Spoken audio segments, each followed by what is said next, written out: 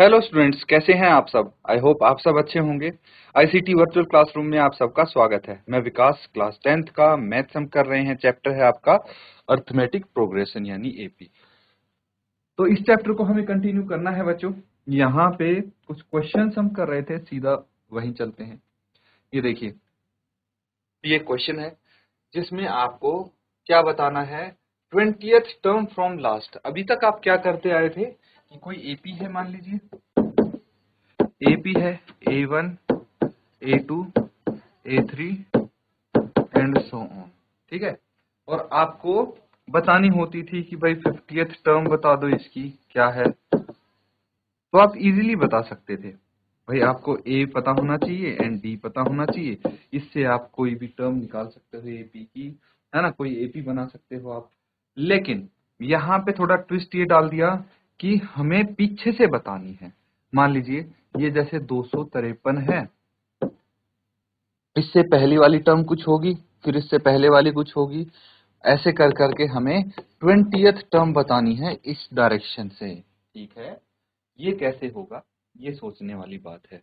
अब देखिए, इसके दो तरीके हो सकते हैं। या तो आप डायरेक्ट फॉर्मूला लगा दीजिए, या फिर आप क्या करेंगे, इसका रिवर्स ऑर्डर बना लीजिए। रिवर्स ऑर्डर का मतलब क्या हुआ, देखिए सबसे पहले तो हमें डी का पता करना पड़ेगा। डी क्या है इसमें, तो डी क्या होगा, A2 माइनस A1 क्या हो जाएगा 5, डी हो जाएगा 5। ठीक है, तो हर टर्म में हम 5-5 जोड़ रहे हैं, तो इस तरह से हमारे नेक्स्ट टर्म मिलती है। अगर हमें पीछे से इसका रिवर्स ऑर्डर बनाना है तो हमें यहाँ पे डी लेना पड़ेगा -5, क्योंकि अगर हमें इधर से इधर जैसे 13 से 8 पे गए तो हमें उसमें से 5 माइनस करना पड़ेगा, फिर 8 से अगली टर्म पे गए तो 5 माइनस करना पड़ेगा। अगर हम रिवर्स ऑर्डर में आए तो हमारा डी का साइन चेंज हो जाएगा। ठीक है, तो इसका रिवर्स ऑर्डर लिखेंगे। फर्स्ट टर्म उसमें 253 हो जाएगी, लास्ट टर्म 3 हो जाएगी। इसके बीच की कुछ टर्म्स लिखेंगे, ए पता लग जाएगा, डी पता लग जाएगा, और आप क्या निकाल लेंगे, A20 निकाल लेंगे। ठीक है, तो नोट कीजिए और जल्दी से सॉल्व करेंगे इसको।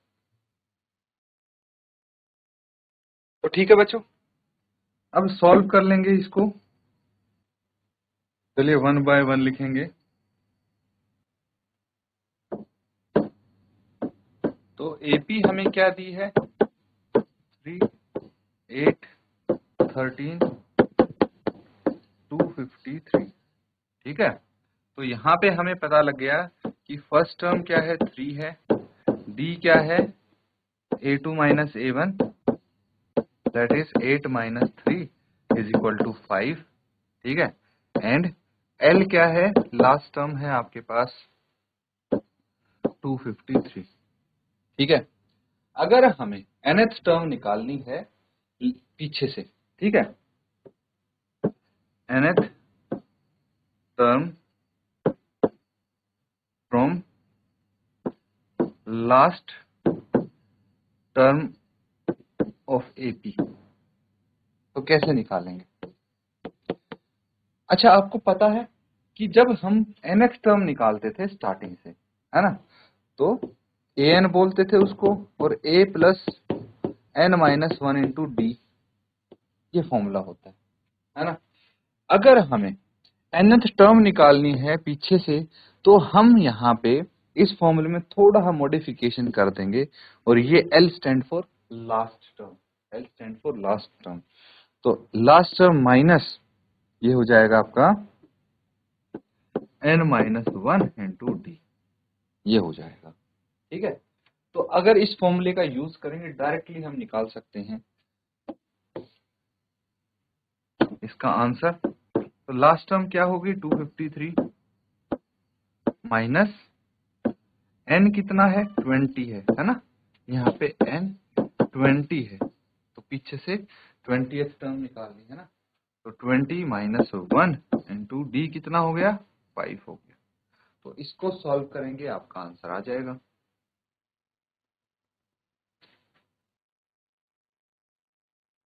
तो बच्चों, आ गया आंसर, बहुत सिंपल है। अब तो कैलकुलेशन पार्ट है आपका, और कुछ नहीं है। 20 माइनस 1 19, 19 इंटू 5 कितना हो जाएगा, 253, माइनस 19 इंटू 5 95। 19 का टेबल तो आना चाहिए ना बच्चों आपको, तो ये आ जाएगा। इसके बाद क्या करना है, माइनस कर देंगे इसको, 253 से 95 को माइनस कर देंगे, कितना आ जाएगा, 13 माइनस 5 8, 14 माइनस 9 5, और ये एक यहाँ पे बच गया, यानी 158 होगी 20th टर्म फ्रॉम लास्ट, है ना। नोट कर लीजिए। फिर एक दूसरा मेथड भी हम यहाँ पे डिस्कस करेंगे इसका। तो ठीक है, अब देखिए दूसरा तरीका, मान लीजिए फॉर्मूला आपको नहीं याद आता है ना, तो कैसे करेंगे। ये हो गया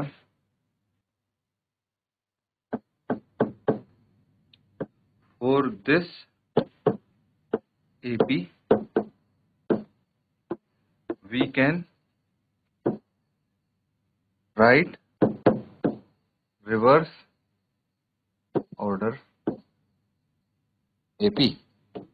इस AP के लिए अगर रिवर्स ऑर्डर AP लिखेंगे तो सबसे पहले हमारे पास क्या टर्म आएगी, देखिए 253 में से 5 माइनस करेंगे हम, है ना, तो कितना आ जाएगा, 248 में से 5 माइनस किया 243 एंड सो ऑन, और ये आपका लास्ट टर्म 3 तक जाएगा।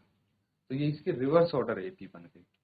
तो इस AP के लिए बताइए फर्स्ट टर्म क्या हो गई यहाँ पे 253, D क्या हो गया A2 माइनस A1, यानी 248 माइनस 253 दैट इज -5, ठीक है। AN कितना आ गया यहाँ पे 3 आ गया, और आपके पास और क्या चाहिए यहाँ पे, N हमें 20 निकालना है, N इज इक्वल टू 20 की वैल्यू निकालनी है, यानी A20। तो इसके लिए मुझे पता है कि भाई AN is equal to A plus N minus 1 into D, ये फॉर्मूला होता है ना। तो इस फॉर्मूले में वैल्यूज पुट करेंगे, आंसर आ जाएगा, नोट कर लेंगे।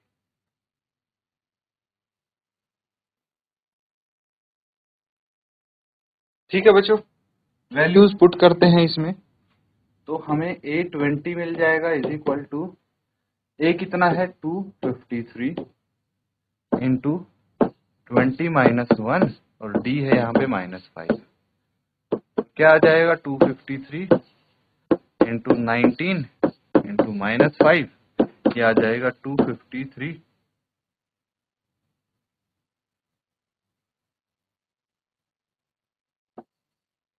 यहाँ पे प्लस है बीच में, है ना।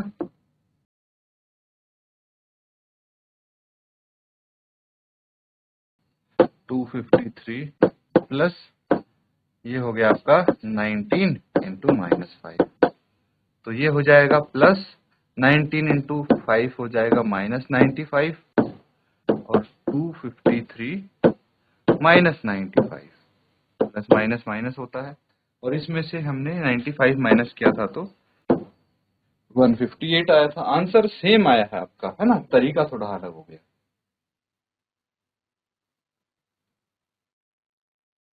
ठीक है बच्चों, अगला क्वेश्चन देखिए, नेक्स्ट क्वेश्चन करेंगे अब।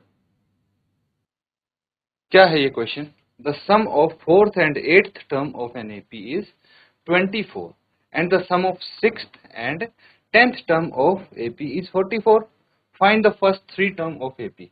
तो AP की आपको 4th टर्म और 8th टर्म का जो सम है वो 24 दिया है, 6th and 10th टर्म का सम 44 दिया है, और आपको पहली 3 टर्म्स बतानी है इस AP की। तो नोट करेंगे और इसको सॉल्व करके दिखाएंगे बच्चों।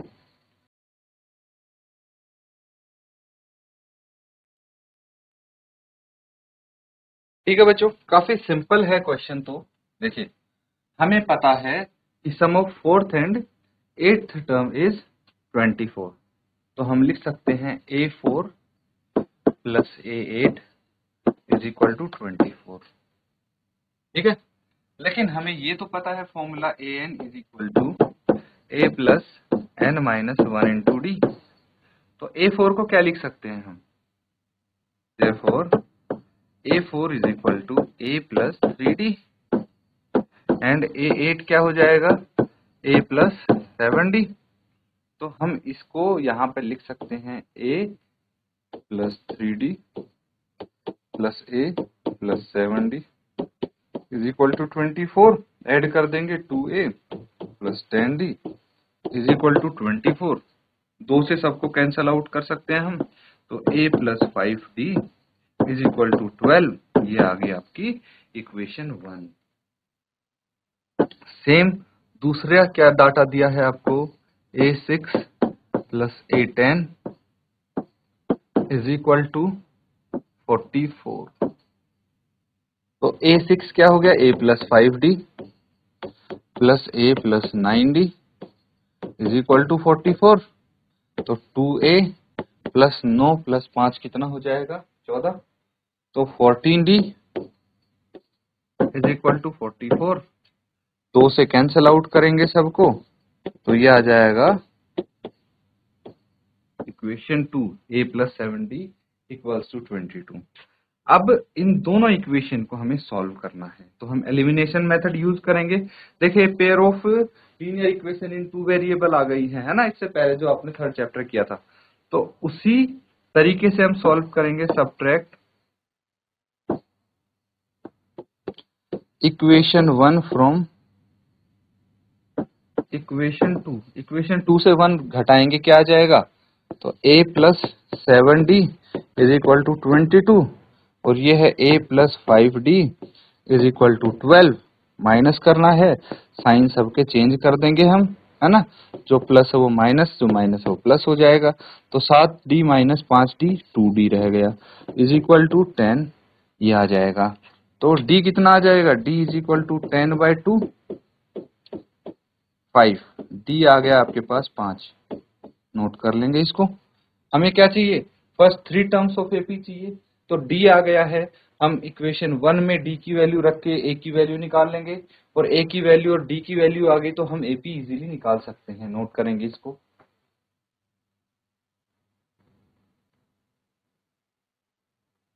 ठीक है बच्चों, कर लिया सबने note.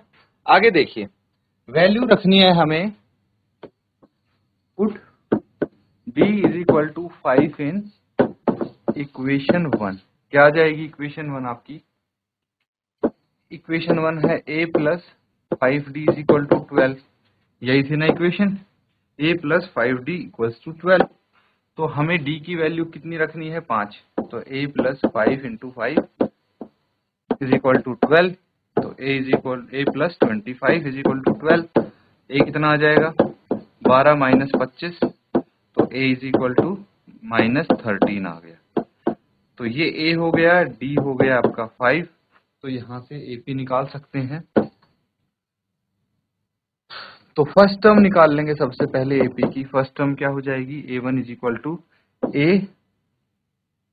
And that is minus 13। A2 क्या हो जाएगी, A plus D that is minus 13 plus 5, क्या आ गया, माइनस 8।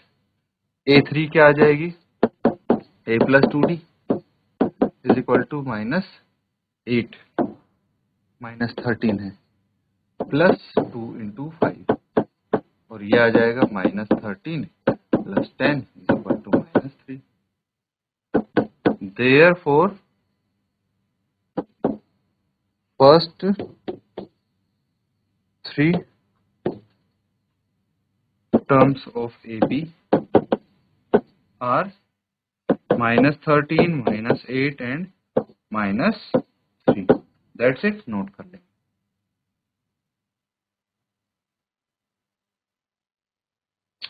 GIC पलद्वारी, बेटा समझ में आया आपके, समझ में आया है, आगे आया कुछ पूछना है, हाथ खड़ा करो अगर समझ में आया तो। वेरी गुड वेरी गुड, ठीक है। तो बच्चों ये हमारी जो एक्सरसाइज है 5.2 उसके कुछ क्वेश्चंस हमने यहाँ पे किए थे।